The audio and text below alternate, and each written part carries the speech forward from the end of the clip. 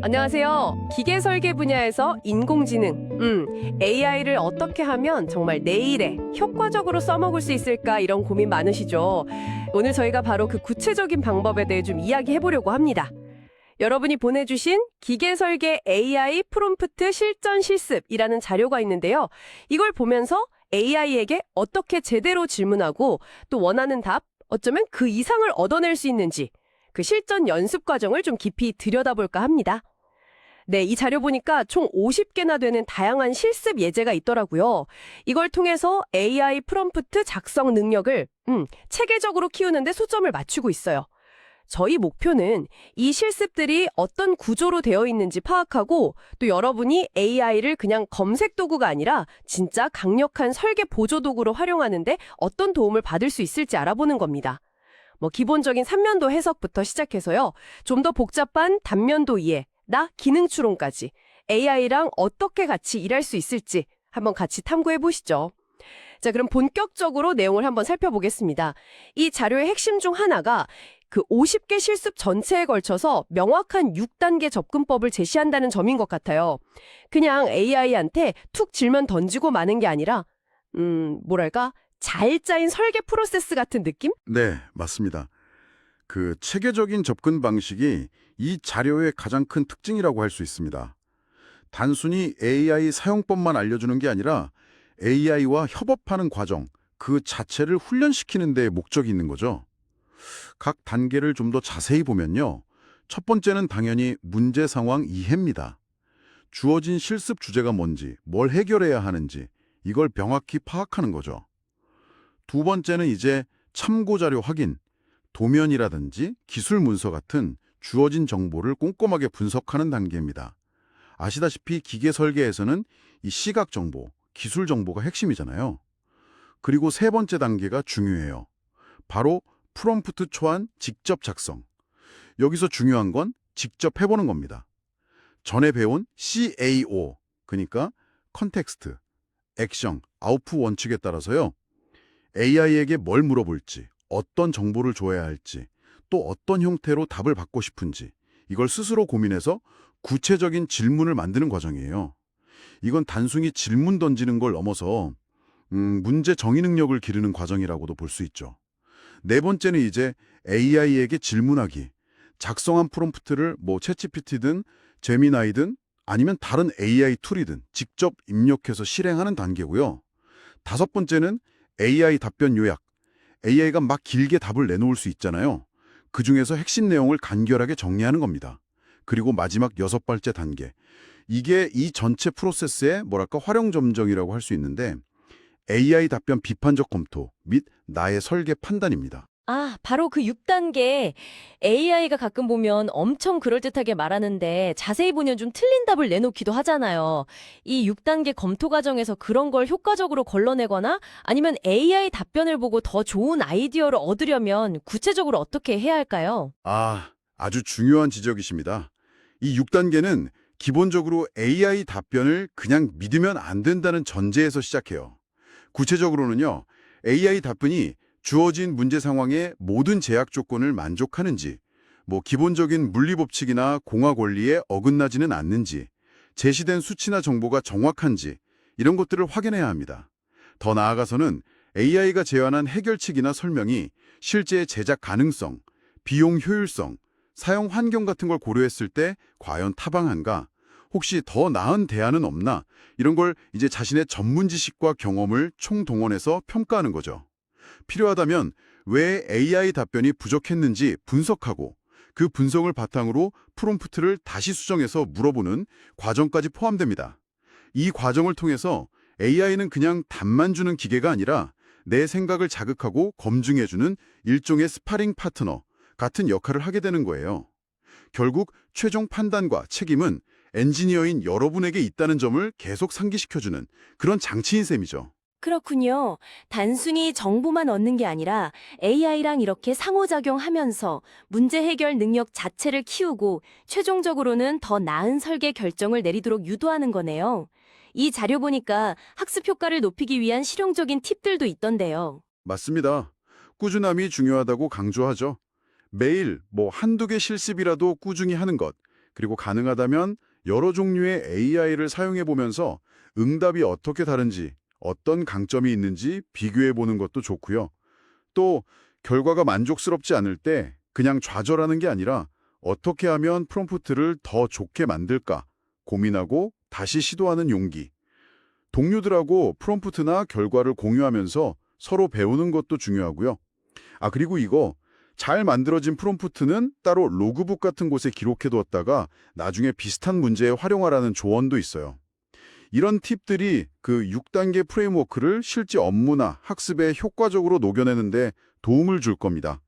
특히 로그북은 단순 기록이 아니라 여러분만의 AI 활용 노하우가 담긴 중요한 자산이 될 수 있죠. 와, 정말 실용적이네요. 특히 기계 설계처럼 전문 분야에서는 AI한테 뭘 어떻게 물어봐야 할지 좀 막막할 때가 많은데 이런 체계적인 가이드라인이랑 실습 시트 양식이 있으면 시작하기가 훨씬 수월할 것 같아요.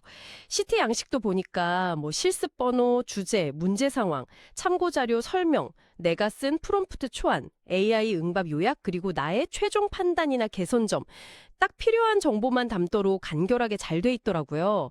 그럼 이제 구체적인 실습 예시를 통해서 이 프레임워크가 어떻게 작동하는지 한번 보죠. 첫 번째 실습이 삼면도. 그쵸? 정면도, 평면도, 우측면도를 보고 3차원 형상을 해석하는 과제. 기계 도면 해독의 가장 기본이면서도 아주 주요한 능력이죠. 자료에 나온 설명을 보면 정면도는 가로 50, 세로 30 크기의 사각형이고요. 평면도는 그 위에 있는데 전체적으로 가로 50, 깊이 20의 사각형인데 중앙에 가로 30, 깊이 20의 돌출부가 있다고 하고 우측면도는 정면도 오른쪽에 있고 세로 30, 깊이 20의 사각형인데 여기도 중앙에 세로 30, 깊이 10의 돌출구가 있다고 설명합니다. 이 돌출부들은 베이스 평면에서 위쪽으로 이렇게 튀어나오는 형상이라고 부연 설명도 있네요. 이 정보를 AI한테 텍스트로 설명해주고 AI가 이 2D 뷰를 종합해서 3D 형상을 어떻게 이해했는지 단계별로 설명하도록 요청하는 게 과제인데요. 여기서 그냥 뷰 정보만 나열하는 게 아니라 AI가 3D 형상을 잘 추론하도록 효과적으로 유도하려면 프롬프트에 어떤 점을 좀 신경 써야 할까요? 네, 좋은 질문입니다. 이런 경우 좋은 프롬프트는 각 뷰에 대한 설명을 최대한 명확하고 간결하게 전달하는 게 중요해요. 예를 들면 각 뷰의 기준 위치, 정면도 기준으로 위쪽인지 오른쪽인지 이런 걸 명시하고 치수 정보를 정확하게 주고 돌출부 같은 형상 특징을 구체적으로 언급하는 거죠. 그리고 가장 중요한 건 그 액션 부분에서 AI한테 뭘 원하는지를 명확하게 지시하는 겁니다. 그냥 3D 형상 설명해줘 이게 아니라 주어진 3면도 정보를 바탕으로 각 뷰 정보가 어떻게 결합돼서 3차원 형상을 이루는지 단기별로 설명해줘. 같이 구체적으로 요구하는 게 좋아요. CAO 원칙에서 아웃풋 형식을 지정하는 것과 같다고 보시면 됩니다. 이 실습은 어떻게 보면 2D 정보를 3D 공간으로 변환하는 기본적인 공간 지각 능력을 AI와 함께 연습하는 과정이에요. 여러분이 3면도를 얼마나 정확하게 언어로 묘사하는지, 즉 프롬프트 작성 능력이죠. 그리고 AI가 그 설명을 바탕으로 얼마나 정확하게 3D 형상을 재구성하고 설명하는지 AI의 공간 추론 능력을 확인해 볼 수 있습니다. 그리고 마지막 나의 설계 판단 단계에서는 AI의 설명이 여러분이 머릿속으로 그린 형상 혹은 CAD로 직접 모델링했을 때 결과와 일치하는지 비교 검증하는 거죠. 만약 AI 설명이 좀 부정확하다면 내 프롬프트의 어떤 부분이 모호했나? 혹은 정보가 빠졌나?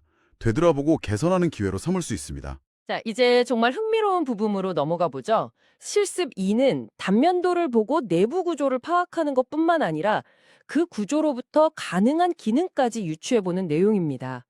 이건 단순히 형상을 이해하는 걸 넘어서 설계의 의도까지 생각해보게 만드는 과제인데요. 이건 특히 내부 구조가 복잡하거나 조립품 단면을 해석할 때 아주 유용할 것 같아요. 실습 내용을 좀 자세히 보면요. 외경이 파이 100mm, 길이가 80mm인 원통형 부품의 중심을 지나는 단면도예요. 안쪽에는 파이 60mm 구멍이 전체 길이에 걸쳐서 관통되어 있고요.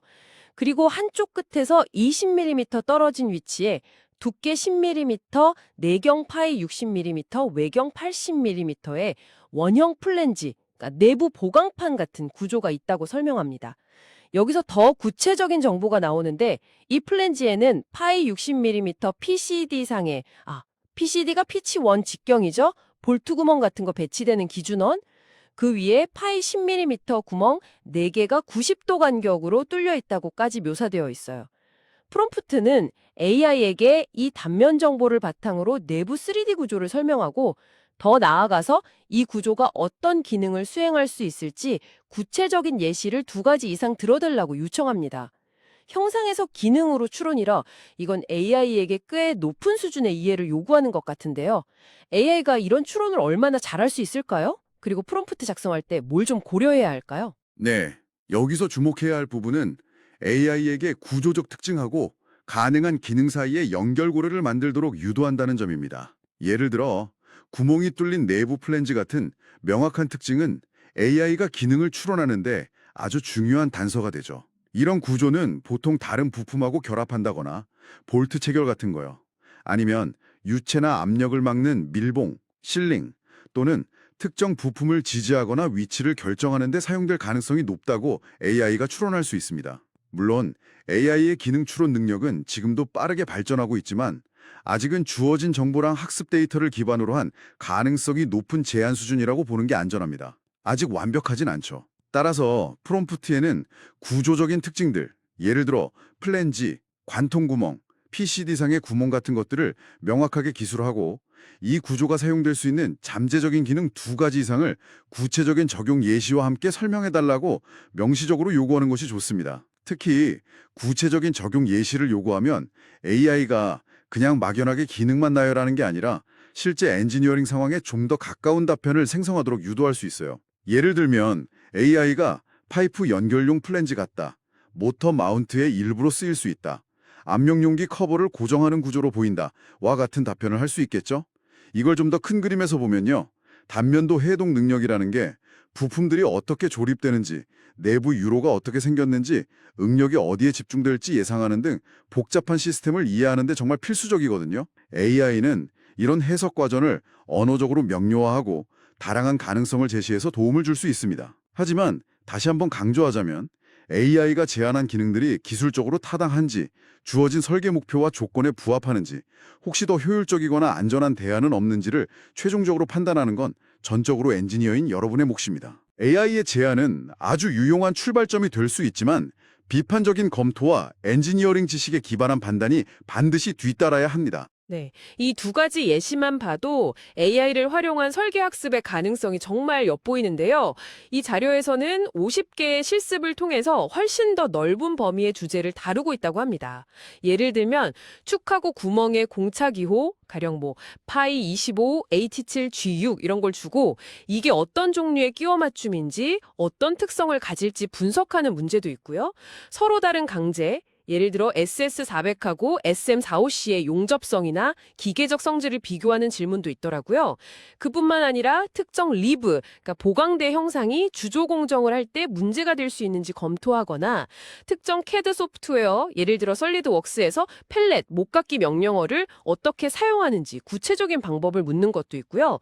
M10 볼트와 너트의 표준 규격, 피치나 머리 크기 같은 걸 확인하는 것, 심지어는 간단한 보해에 하중이 가해졌을 때 생기는 처짐 같은 기초적인 공학 개념에 대한 설명을 요청하는 것까지 포함됩니다.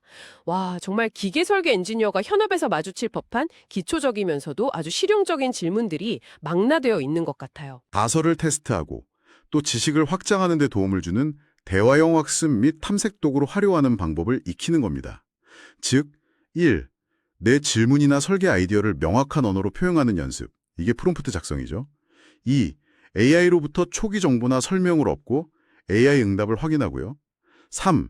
그 결과를 엔지니어의 시각에서 비판적으로 분석하고 개선하는 이게 설계 판단 및 프롬프트 개선이죠. 이 전체 사이클을 반복적으로 훈련하는 거예요. 이런 체계적인 접근은 단순히 시간을 절약하는 걸 넘어서요. 설계 초기 단계에서 고려할 수 있는 대안의 폭을 넓히고 잠재적인 문제를 더 빨리 발견하도록 돕습니다.